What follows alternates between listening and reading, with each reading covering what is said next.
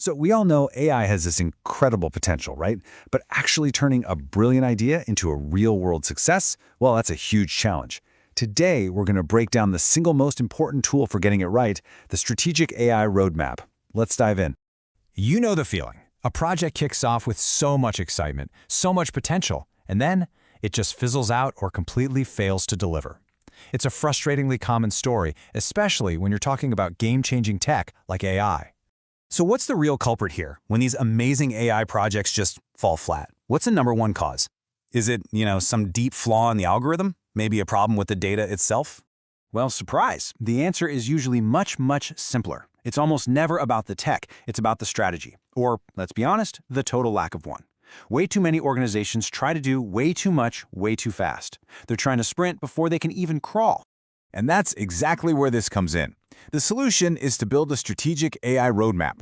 Think of it as your blueprint for success, the thing that guides you from just a simple idea to a fully integrated working solution. Now, it's super important to get this. An AI roadmap is not just a calendar with a bunch of deadlines on it.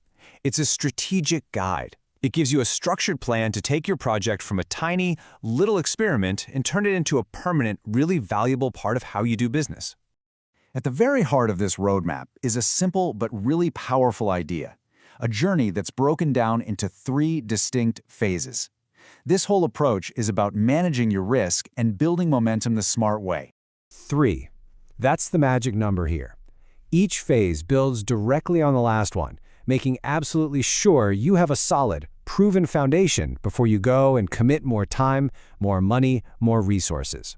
This is all about being smart, not just being fast. All right, so let's break them down. First, you pilot. This is your small, super controlled test. The whole point is to validate the tech and prove it actually has business value. If that works, then you scale, expanding the project out to different teams or business units. And finally, you operationalize.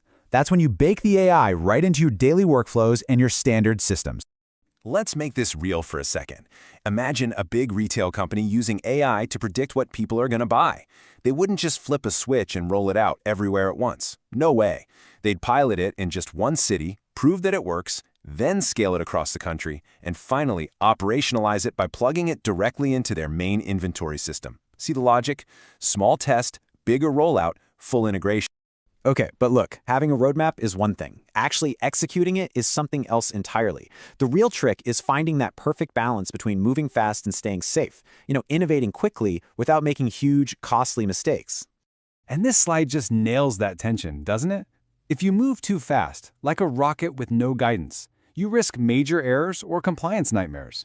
But if you move too slow, weighed down like an anchor by bureaucracy, you completely lose your competitive edge.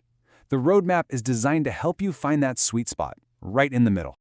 A huge part of staying safe is building in these critical checkpoints. Think of them like guardrails on a racetrack.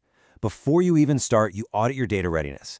As you're building the model, you validate its performance against clear benchmarks. And once it's live, you absolutely must have scheduled retraining cycles and be monitoring its performance to catch any issues before they become real problems. These aren't just suggestions. They are essential for long-term success. All right, so that's the theory. Now, let's put it into practice. I want to walk you through a quick scenario so you can see how these phases really work in the real world. Okay, pop quiz time. Imagine you're a manager at a hospital, and you're planning to use AI to help read x-rays. I'm going to show you 3 different actions.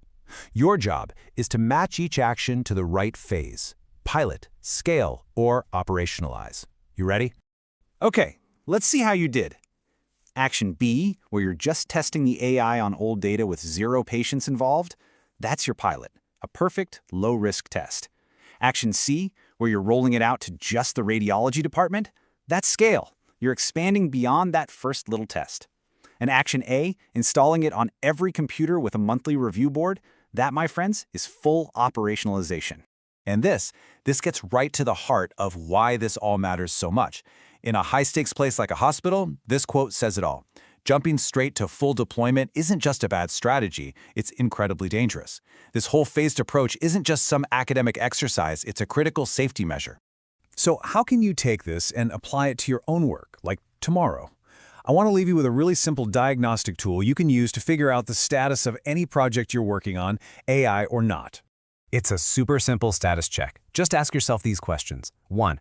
Are we still just testing to see if this thing even works? If the answer is yes, you're in the pilot phase. 2. Are we rolling this out to new teams that scale? And 3. Is this a standard tool we all rely on every single day?